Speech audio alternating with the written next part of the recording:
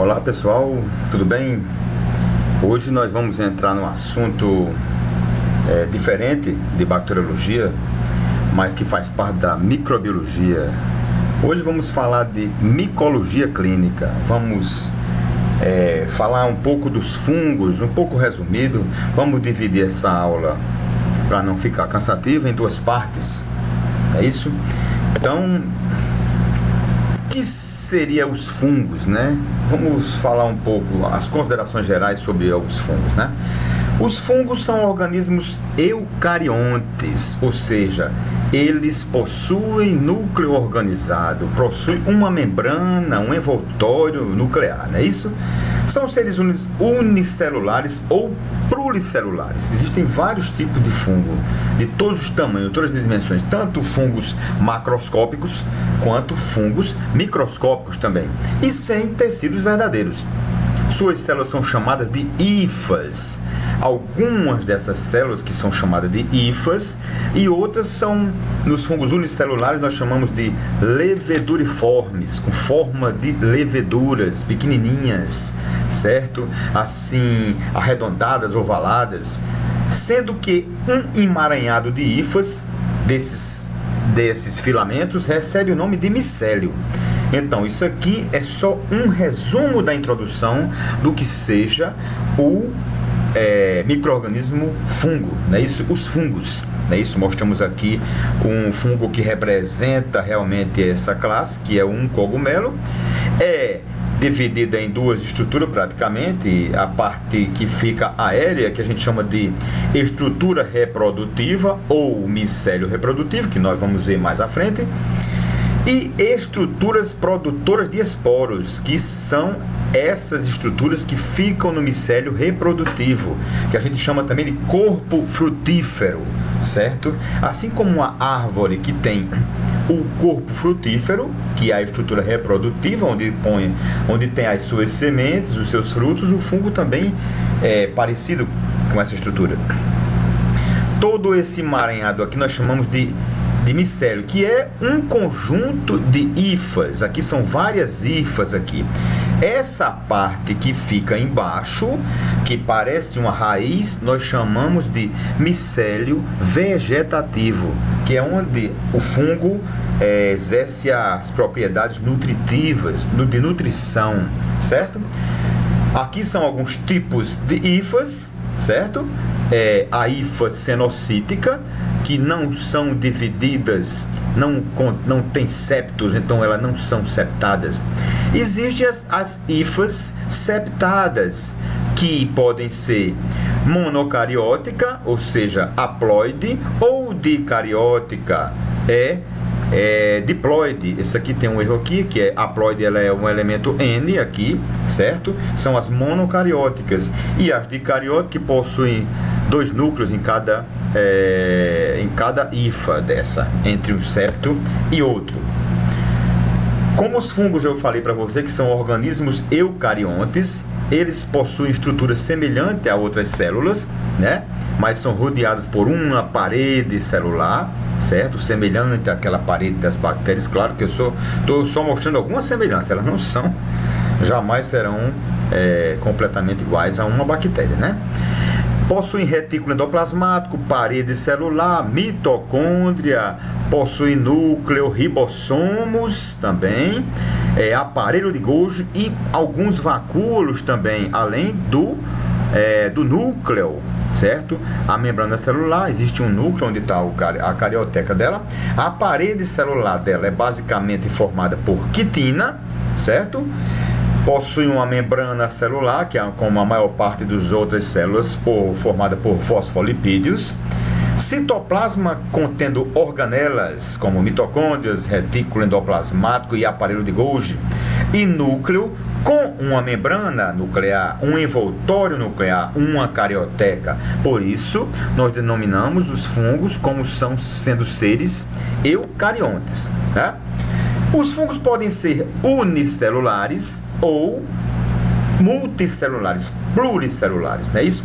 Os fungos unicelulares são as leveduras. Entre as principais leveduras mais conhecidas está o gênero Cândida, certo? Entre a Cândida existem várias outras espécies, né?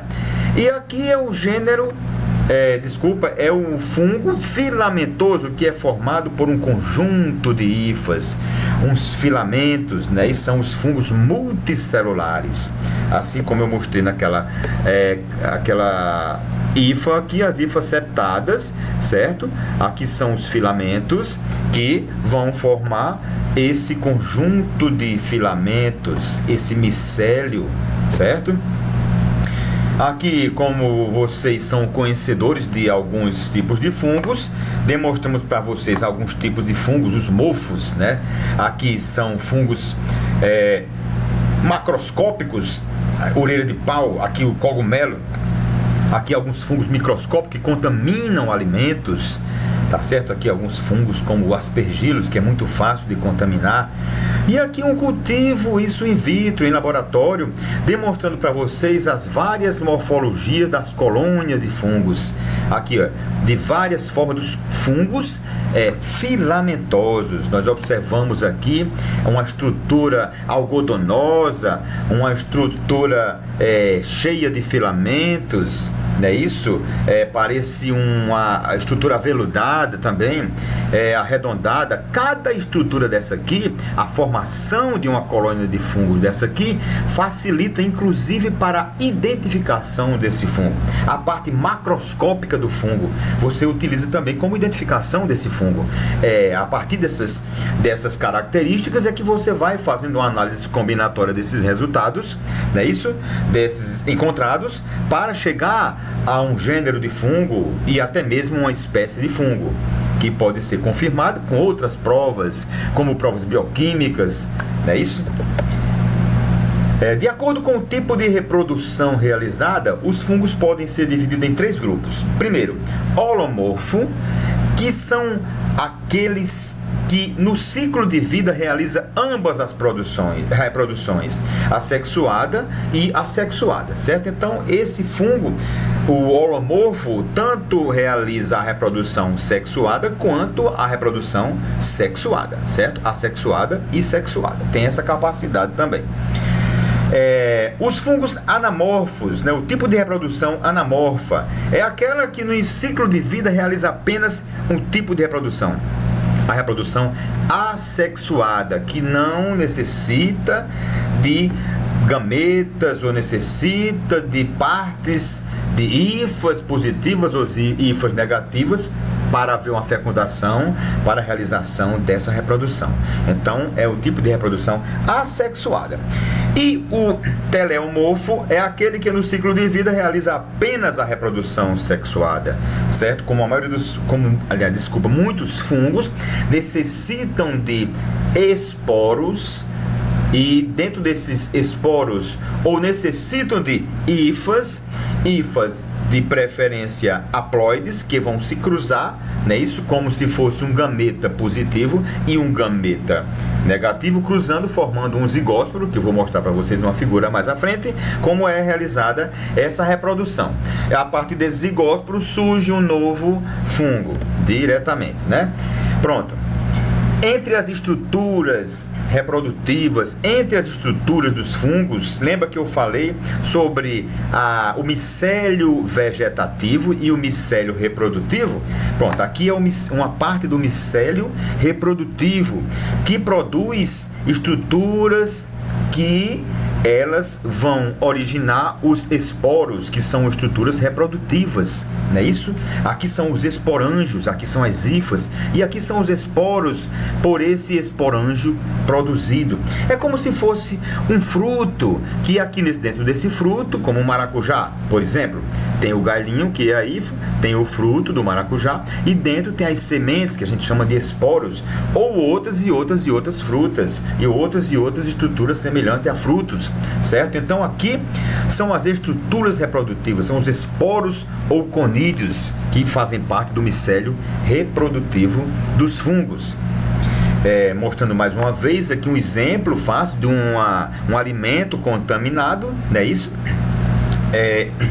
há uma deposição desses esporos, que são essas células de reprodução, nesse substrato, que é rico em nutrientes, que vão facilitar o desenvolvimento desses fungos, através do aumento do desenvolvimento dessas hifas, dos esporângios, e assim sucessivamente. Eles vão reproduzindo, vão liberando os esporos e vão crescendo mais, vão originando mais e mais fungos nessa região, vão ampliando essa colonização por esse fungo nesse alimento, como vocês estão vendo, uma fatia de pão, que é muito fácil de contaminar.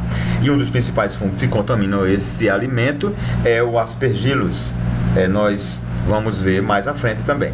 Aqui uma estrutura mostrando um esporângio cheio de estruturas pequenininhas, que são os esporos. Eles se desprendem, eles se abrem, se rompem, os esporângios se rompem e vão liberar esses esporos, que inclusive pode até ser transportado pelo vento, se disseminar pelo ar e chegar a atingir algum local, algum substrato que tenha nutrientes suficientes para ele desenvolver um novo fungo, certo?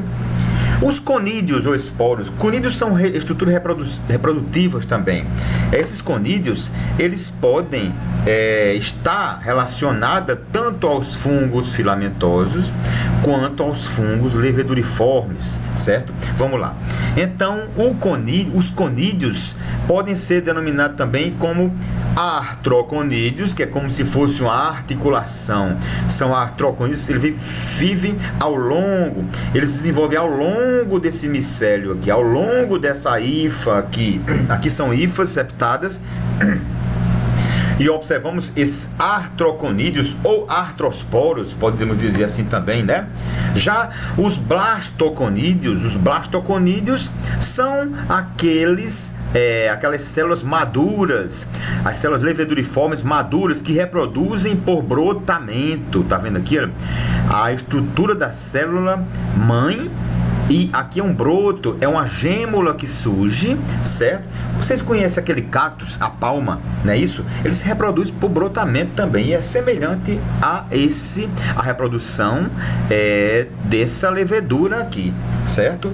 Forma uma pequena gêmula e ela vai se desenvolvendo e pode se desprender e originar, depois de madura, outra célula jovem também, a partir desse broto ou dessa gêmula. Pronto, aqui são os artroconídeos, que também pode se desprender e originar um novo fungo, ou se essas hifas forem haploide, pode se cruzar uma com outro fungo ou outra parte desse fungo e originar um novo fungo. Existem também os clamidoconídeos, que são células grandes e esféricas de paredes espessas, que podem estar localizadas tanto na parte intercalar do fungo como na parte terminal. Então, se ficar localizada na parte intercalar desse fungo filamentoso, nós chamamos de clamidoconídeo intercalar. E se ficar na parte extrema desse filamento, nós chamamos de clamidoconídeo terminal. E dentro desses clamidoconídeos, que são grandes células esféricas contendo esporos, contendo estruturas reprodutivas ao longo do amadurecimento dele, é que ele vai produzindo essas estruturas, ok? Aqui outros tipos de conídeos, existem várias formas de conídeos, existem várias formas de fungos, certo? Existem várias formas que podem inclusive até confundir, como por exemplo, aqui é o conidióforo, aqui são os conídeos de um aspergillus. É lindo ele. Existem vários tipos de aspergillus, várias espécies de aspergillus, que essas estruturas não são iguais, são diferentes. Aqui é o blastoconídeo, que é da célula leveduriforme, que forma inclusive um conjunto de células, já que elas são unicelulares, mas elas podem ao longo do tempo se reproduzindo e se alongar e ficar, mesmo sendo ligadas, não significa que ela é uma célula multicelular, certo? Um fungo como é que pode dizer? Pluricelular, não é isso? Então, a gente chama isso aqui de pseudohifa, certo? E aqui são as hifas. As hifas septadas e as hifas não septadas, que são as hifas cenocíticas que nós vamos ver agora, certo?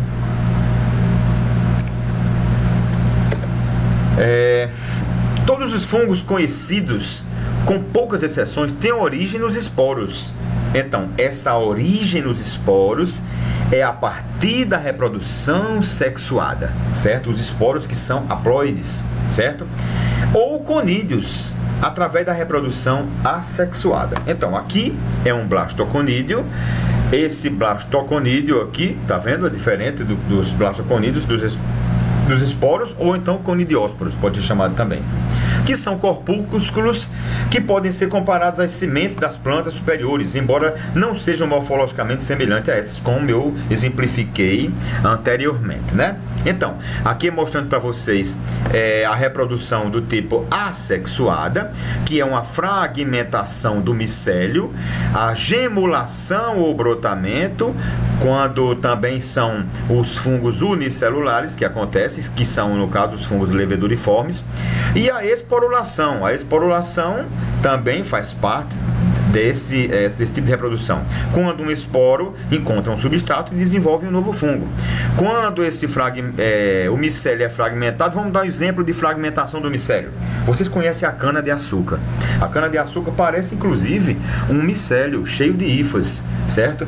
Como é que se planta a cana-de-açúcar? Como é que ela nasce? Fragmentando, cortando ela, em cada parte daquela, que a gente chama os nós, tem um brotamento, tem uma gêmula que nasce ali.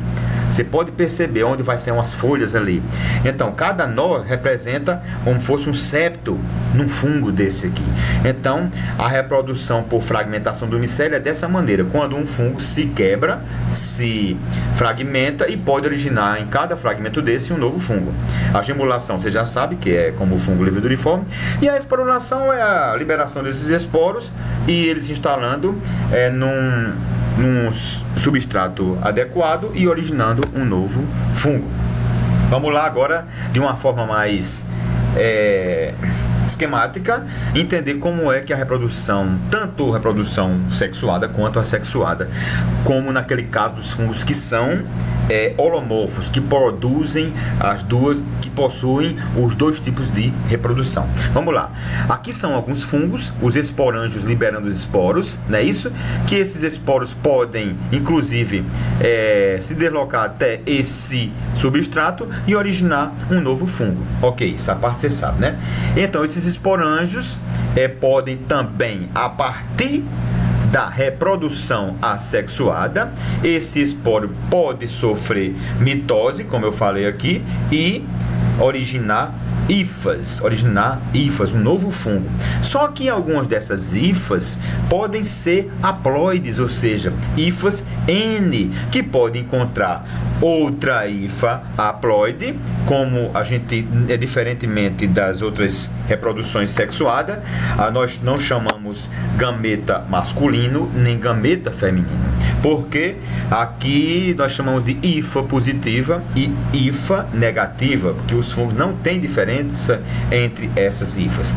Então, há um cruzamento aqui dessa hifa, há uma união dessas duas hifas, certo? Positiva e negativa, formando os gametângios. Os gametângios, certo? Tá aqui os dois gametângios que vão se unir através da fecundação, originando os zigósporos, certo? O zigósporo é uma semelhança entre, assim como o zigoto, ovo ou zigoto, que é uma estrutura 2N, certo? Que germina por meiose e origina núcleos haploide, certo? Ele reproduz por meiose, lógico, aqui é semelhante à reprodução sexuada, entendeu? Então aqui é o completo desenvolvimento desses fungos, tanto pela reprodução sexuada quanto pela reprodução assexuada, certo? Pois bem, os esporos ou conídeos, para germinarem, necessitam de calor e umidade. E o resultado dessa germinação é a formação de um ou mais filamentos finos, conhecido como tubo germinativo. Nós observamos aqui nesse fungo aqui, o tubo germinativo. Tá vendo aqui, ó? Aqui no zigósporo formou um tubo germinativo. É ele que vai plantar, é ele que vai se ligar ao substrato para se nutrir. Não é isso? Então, nós observamos aqui numa célula de levedura, aqui, a formação desse tubo germinativo, que é uma característica de muitas células leveduriformes, certo? Que é a produção desse tubo germinativo. É uma hifa concepto aqui um tubo germinativo, certo? Aqui, mostrando aqui a célula leveduriforme sem tubo germinativo, ou seja, com ausência de tubo germinativo, e aqui uma célula leveduriforme com a presença de tubo germinativo. Então, isso aí também serve para identificação desses fungos, ok? Esses tubos se ramificam em todos os sentidos, formando uma massa filamentosa que nós chamamos de micélio, que constitui o sistema vegetativo responsável pelo desenvolvimento fúngico e pela absorção dos alimentos através da nutrição. Aqui, mais uma vez mostrando para você a parte aérea, nós chamamos de corpo frutífero ou micélio reprodutivo. E aqui o micélio vegetativo, onde estão localizadas também as hifas. Tudo isso aqui é um conjunto de hifas que formam esse micélio, certo? Aqui são vários tipos de corpos frutíferos, vários tipos de conídeos também, diferentes tipos de conídeos, certo? Que vão inclusive ajudar na identificação desses fungos.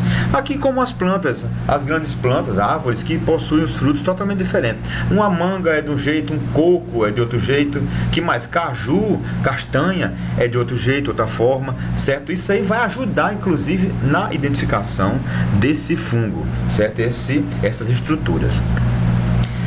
Na maioria dos casos, o sistema vegetativo encontra-se no interior dos tecidos parasitados, lógico, né? No solo ou na matéria orgânica em decomposição. Então, você pode encontrar em vários lugares, em vários habitats, esses fungos que são ligados que se ligam a esse substrato, seja em tecidos do ser humano, causando uma micose ou não, ou inclusive só colonizando, no solo ou na matéria orgânica em decomposição, que tem uma vantagem para ela, que é a parte nutritiva, que eles se alimentam exatamente dessa matéria, né? Aqui mostrando o micélio reprodutivo, né? Isso, os esporos, que são estruturas produtoras de esporos, que são essas estruturas aqui, que são localizadas no micélio reprodutivo, e aqui o micélio vegetativo, certo?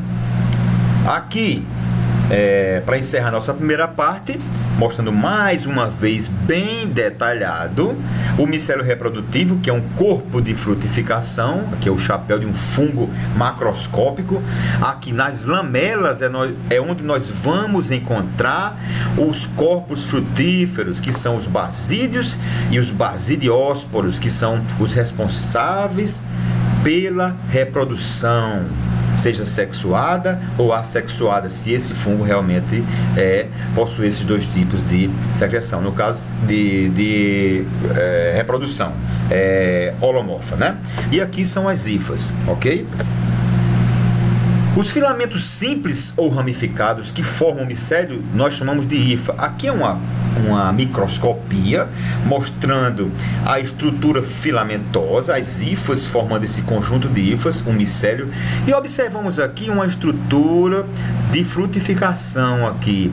Essa estrutura de frutificação é o corpo frutífero desse fungo, que vão se reproduzir através desses conjuntos. Parece uma inflorescência, não é isso? Parece uma inflorescência de uma planta.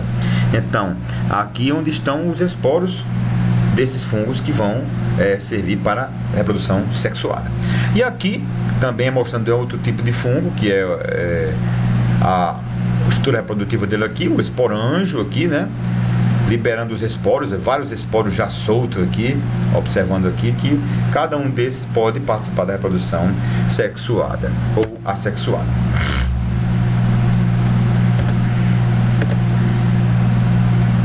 Os tipos de hifas. no início eu falei para você, mas vamos detalhar um pouco aqui. Aqui são as hifas septadas. Além de septadas, elas também são ramificadas. Nós observamos que possuem septos, que entre esses septos formam uma hifa que tem um núcleo, não é isso? Existem umas que são dicarióticas, mas essa aqui é monocarióticas, ou seja, é um fungo que só tem um núcleo, é um fungo que possui, que é haploide no caso. Aqui são hifas cenocíticas, que não tem septos. Isso aqui também ajuda na nossa identificação, além daquela estrutura externa, aquela estrutura reprodutiva. Aqui mais uma vez mostrando as hifas septadas e as hifas cenocíticas. O núcleo, a parede celular, algum poro, que pode possuir também alguns deles, e os septos. Aqui mostrando uma hifa verdadeira. Isso é para diferenciar uma pseudohifa de uma hifa. A pseudohifa, quem produz essas pseudohifas são as leveduras, quando elas se alongam, se dividem e se alongam, que pode confundir com as hifas verdadeiras. Pode confundir, mas existem análises específicas para você avaliar se isso aqui é uma pseudohifa ou é uma hifa. E outra coisa, que os fungos leveduriformes não possuem micélios, hifas verdadeiras, né? Muito menos os fungos pluricelulares, os multicelulares, que são os fungos filamentosos, não possuem pseudohifas e muito menos essa característica leveduriforme. Ok, pessoal? Então encerramos essa primeira parte e espero que vocês tenham gostado e vamos para a segunda parte, né? Obrigado.